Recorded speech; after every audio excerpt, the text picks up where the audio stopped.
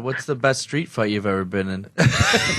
Oh, I've had a lot. I've had a lot of them. Back in my younger we'd love days. to hear those. In Prince Albert, there's a lot of them. I do pretty good. There's a couple I probably get a little too much whiskey in the system, and I don't quite come out on the good end of it. But there were some ones back in the day. That's probably one of my downfalls. I used to fight all the time, and I wasn't getting paid for that one, which was silly, but I would do it. Right. So you're scrapping off ice while you're in Prince Albert, playing for the Raiders at the time. Then is that playing for the Raiders? I was playing for the Blues. I was fighting in the off season too. So I was just doing it. That's just the way. No way.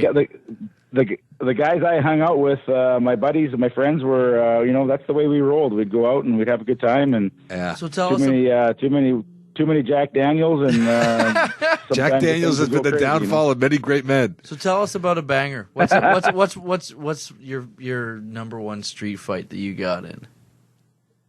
My number one, I don't know. I probably my number one. Really, also, we don't want you to incriminate yourself. Well, I get a jaw broken one time because I was too drunk. I fell down and a guy just basically hit me and. Yeah. But that wasn't my number one. We'll go back to where I was in Kingston. I'm in Kingston, Ontario, and so I've gone through this training. We're going Canada Days coming up, and I played with Jeff Brown in Quebec and in Quebec. I played with Brownie. I actually lived with him for a little bit.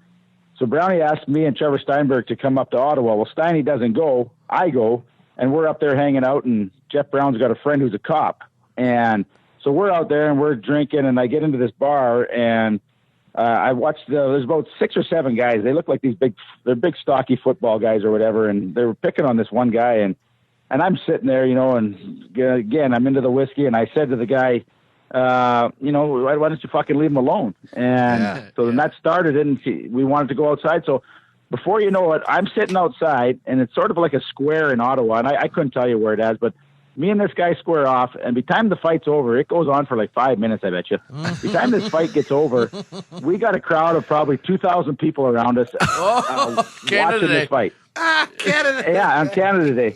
And then the funny part of the whole story is when I gets done, when the fight's all over, me and the Brownie's friend who was a cop, we go back to Jeff's house because we didn't know where anyone was, and we just got the hell out of there, so we weren't going to go to jail or anything. So we go back, and Brownie comes back, and Jeff Brown's sitting there, and he'd been sitting up in the bar with Stevie Yzerman at the point.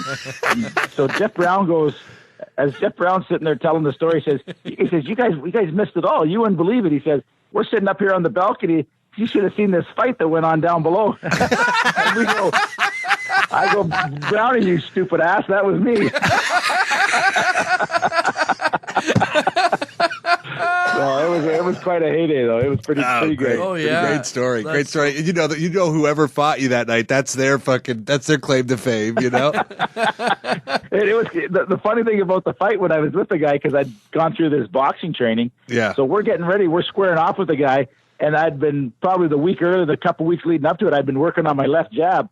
So I'm sitting there and I throw this left jab out and poke him right in the beak. And I sat there and I guess I thought the fight was over after I made this thing because I thought it was so awesome. All of a sudden I'm getting corked with about 3 right hands here. And I go, holy shit, we're into a fight here now. It's on. We got a good one. Yeah. It was funny. Oh, so funny. So funny.